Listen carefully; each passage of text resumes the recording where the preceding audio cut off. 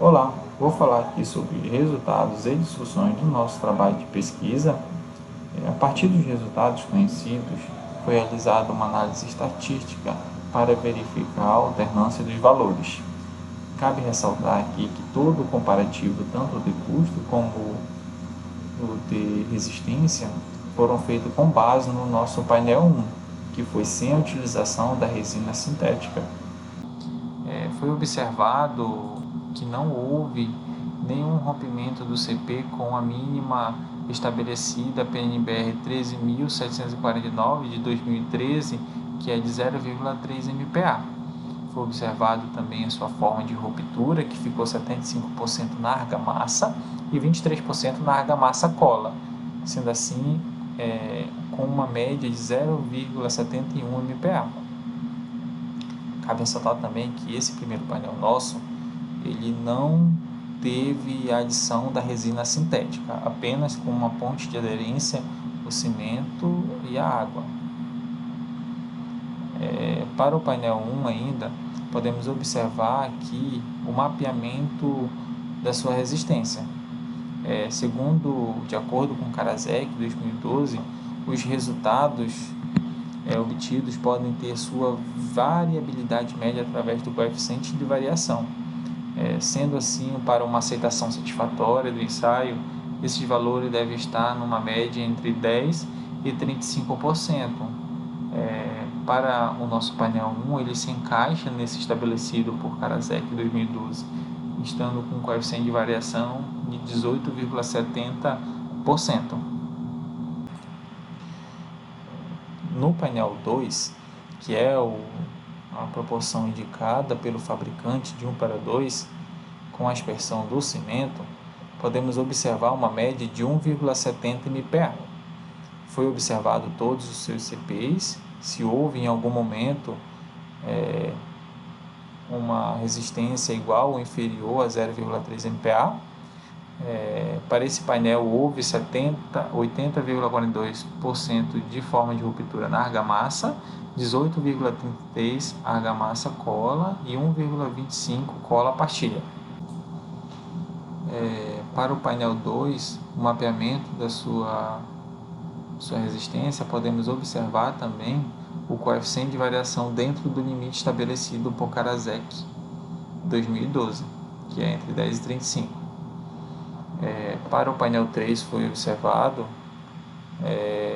com bastante cuidado se houve algum rompimento no mínimo estabelecido. A sua forma de ruptura nesse painel foi de 58,33 na argamassa, 26,25 argamassa cola e 7% em cola pastilha, com uma média de resistência à aderência à tração de 1,29 MPa. No painel 4 foi observado todos os rompimentos dos CPs, se houve algum rompimento com o mínimo permitido pela norma de 0,3 MPa. Foi observado também a sua forma de ruptura, que foi 73,33% na argamassa, 24,58% na argamassa cola. Observamos também a sua média, que foi de 1,5 MPa.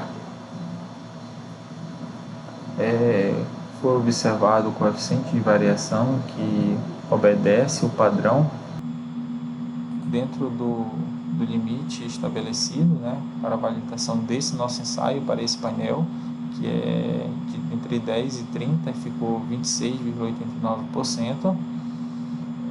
Para o painel 5, que foi um painel bastante esclarecedor, que é só com a adição da resina sintética, a diluição da resina sintética, sem a aspersão do cimento, é possível observar todos o rompimento dos seus CPs. Foi o primeiro caso que ocorreu a ruptura na sua ponte de aderência, com a forma de ruptura de 90,42 na argamassa e 5 na argamassa cola, com uma média de 0,81 MPa, a segunda pior média do ensaio. O coeficiente de variação próximo do limite estabelecido por Karasek, Para o gráfico 6, podemos fazer algumas considerações importantes.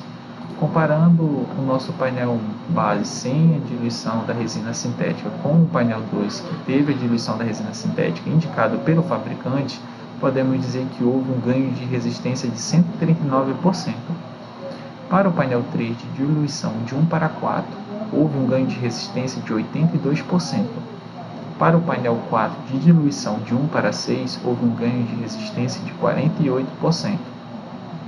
E para o painel 5, que é um painel bastante esclarecedor, houve um ganho de resistência de 14%. Agora, se compararmos o painel 5, que houve uma diluição de 1 para 2 da resina sintética, com o painel 2, que houve também a diluição da resina sintética de 1 para 2, porém com a aspersão do cimento na ponte de aderência, podemos dizer que essa aspersão do cimento potencializou em 52,35% no ganho de resistência. Para o gráfico 7, podemos observar, de forma geral, que houve preponderantemente a ruptura na argamassa, e o segundo maior índice ocorreu na argamassa cola, que pode ter sido motivado por algum tipo de impureza, algum tipo de poeira nas interfaces, gerando assim uma falta de aderência e descolando na hora do ensaio. Para a análise de custo do nosso trabalho, fizemos um mapeamento da planta tipo, onde foi empregada a camada de regularização, fazendo assim o custo unitário para cada painel. Cabe ressaltar aqui também que o custo unitário foi feito com base na tabela do SINAP e que alguns materiais foram fornecidos o custo pela empresa, pela construtora. Para o painel 1, onde não houve a adição da resina sintética na sua ponte de aderência, chegamos com um custo de R$ 33,19 por metro de contrapiso construído. Para o painel 2, que houve a adição da resina sintética na proporção de 1 para 2, chegamos a um custo de R$ 37,32 por metro quadrado. Para o painel 3, onde houve a adição da resina sintética na proporção de 1 para 4, ficou entre R$ 35,26 por metro quadrado de contrapiso. Para o painel 4, com a diluição de 1 para 6, R$ 34,57. E para o painel 5, na diluição de 1 para 2 sem a aspersão do cimento, ficou 37,02. Para o gráfico 8, composição de custo dos painéis, é possível verificar com maior clareza a influência da resina sintética no custo por metro quadrado de contrapiso. Se compararmos aqui o painel 2, que é o que é indicado pelo fabricante, com o que é utilizado empiricamente, comumente na região, podemos observar que houve um aumento de 12,4% no custo do metro quadrado de contrapiso. Para o painel 3, com diluição de 1 para 4, podemos observar um ganho de 6,2% comparado com o nosso painel 1 base. Para a diluição de 1 para 6, um aumento de 4,2%. E se compararmos o painel 5, o que foi utilizado apenas com a resina sintética, podemos observar uma aproximação, podemos observar que chegou muito próximo do painel que é indicado pelo fabricante com a utilização da resina sintética e o cimento. Para a tabela 23, podemos fazer algumas considerações relacionando o ganho de resistência para cada diluição e o adicional de custo para essa resistência, para esse ganho de resistência. Comparando sempre com o painel 1, o painel 2, tivemos um ganho de resistência de 139%, um aumento no custo de 12,4%, chegando a R$ 4,13 por metro quadrado.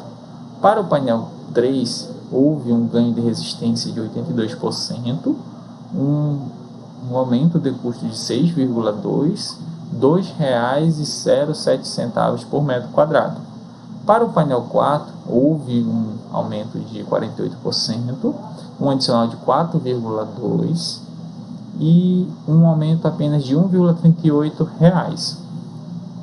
E para o painel 5, que é o nosso painel esclarecedor, houve um ganho de resistência, um menor ganho de resistência, que foi de 14%, e de contrapartida, houve um aumento de custo de 11,5%, quase o mesmo custo para o painel que houve um ganho de resistência de 139%, chegando a R$ 3,83 de custo por metro quadrado, sendo assim já descartando o seu uso apenas com a adição da resina sintética. Após a análise de resistência, de aderência à tração do contrapiso e o comparativo de custo, podemos destacar agora alguns pontos importantes, como desvantagens e vantagens da aplicação. Vou começar falando das vantagens. A adição da resina sintética aumenta a resistência e aderência do contrapiso. De fato, se observarmos conforme a sua diluição, na diluição de 1:2, observamos um aumento de 139% na resistência e aderência do contrapiso. Na diluição de 1:4, um ganho de resistência de 82% e de 1:6 de 48%. E também podemos observar que é um produto de fácil aplicação. Não necessita assim de uma mão de obra especializada para fazer o seu uso na ponte de aderência. Não precisa pegar um profissional de uma outra cidade ou destacar uma mão de obra de um outro estado para fazer sua aplicação. Isso é um ponto, é um ganho de resistência bastante significativo para um produto que é de fácil aplicação. É só pegar um balde e fazer a sua diluição conforme a sua necessidade. Uma das desvantagens que destacamos aqui é que a sua não utilização diminui em 42% na resistência de aderência do contrapiso, né? Então, se não utilizarmos a resina sintética junto com a aspersão do cimento, podemos observar uma perda de 42% na resistência de aderência à tração do contrapiso. Foi observado também que, em grande parte, uma das desvantagens da utilização é sempre observada no custo, né? De 1:2, podemos observar um aumento de 12,4% no seu custo final por metro quadrado. De 1:4, 6%, e de 1:6, 4%, né? Uma das desvantagens que foi observada no estudo foi a dependência da utilização do cimento para o ganho de resistência significativo de aderência à tração do contrapiso.